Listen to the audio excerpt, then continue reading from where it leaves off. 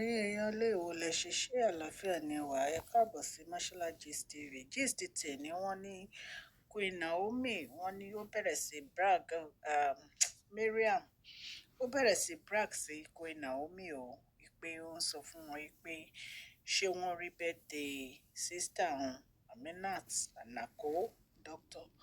Aminat Anako tó ṣe 50th birthday pé ṣé wọ́n rí i pé bí kábíyèsí ṣe farabalẹ̀ tí wọ́n attend birthday yìí pé kábíyèsí nífẹ̀ẹ́ pé tí Queen Naomi bá fẹ́ wá sí palace kó padà wá sínú palace o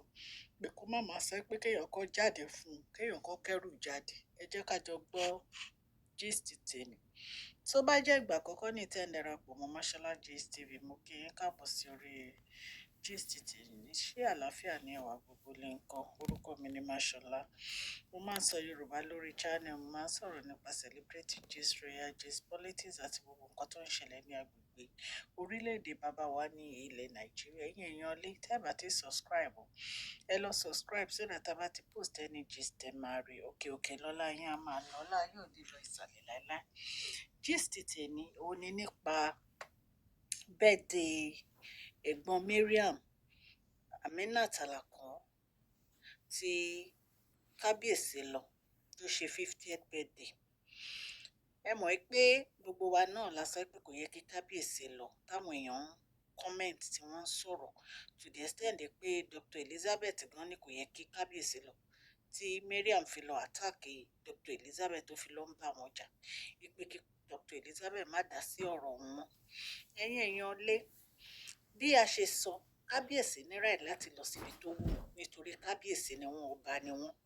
and wọn lè sọ pé nítorí pé ó jẹ́ ẹ̀gbọ́n Mariam nítorí pé ìwà Mariam ò dá sí wọn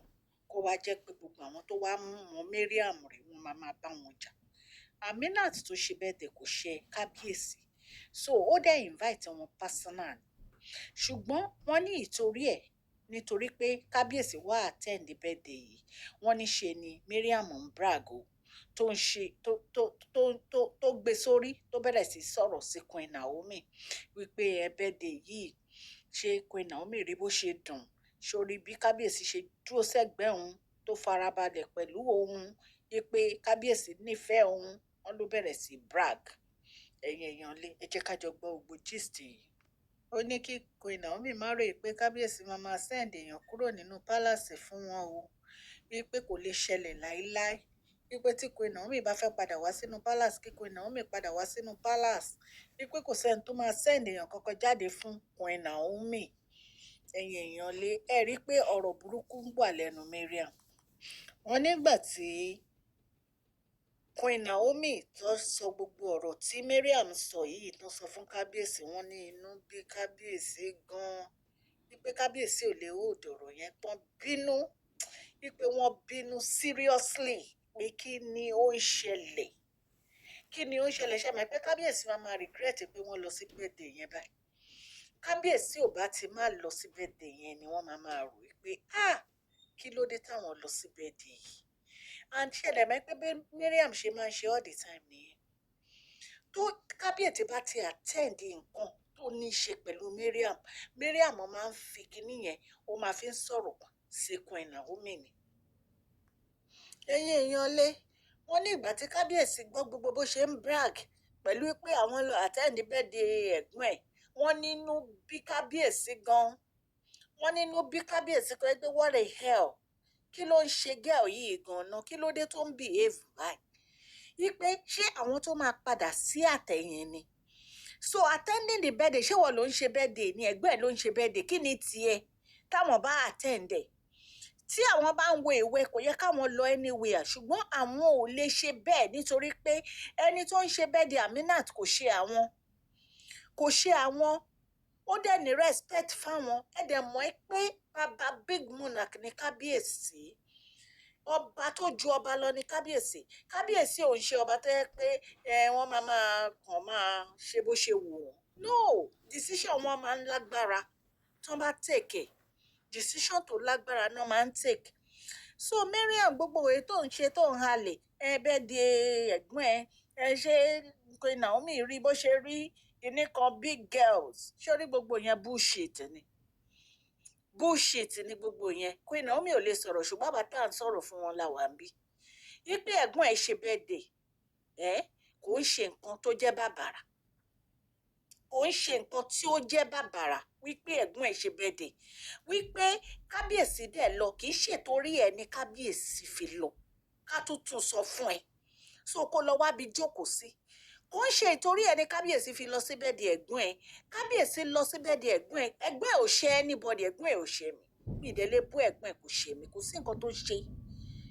he is a very decent person, kò dẹ̀ nírú ìwà tí wọ́n ní, ìwọ ló mọ ibi tó ti mú ìwà burúkú tó ní,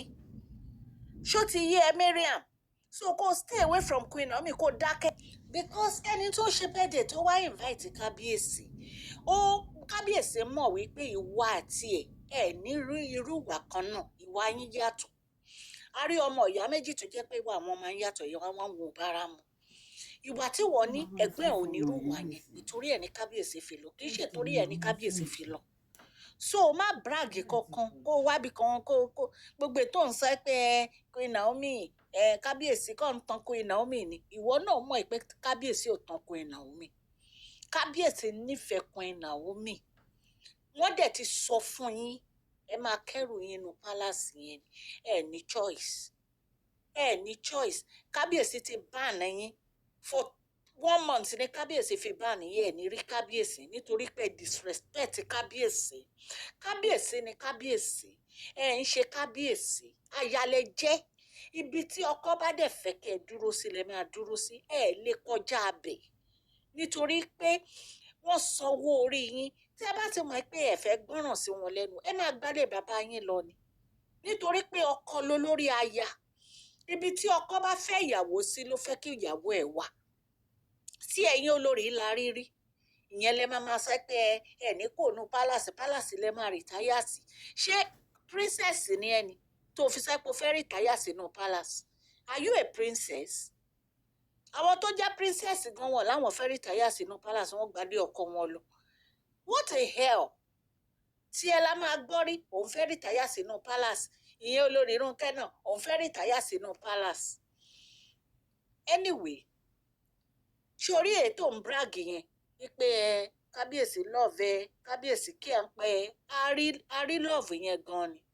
a rí love yẹn gan pé kábíyèsí love yẹn ò kún àwa, bọ̀ nǹkan tó kún àwa ni pé kẹ́ ẹ kẹ́rù yín kẹ́ ẹ lọ ra lé kẹ́dẹ̀ lọ síbi tí kábíyèsí ní kẹ́ ẹ gbé,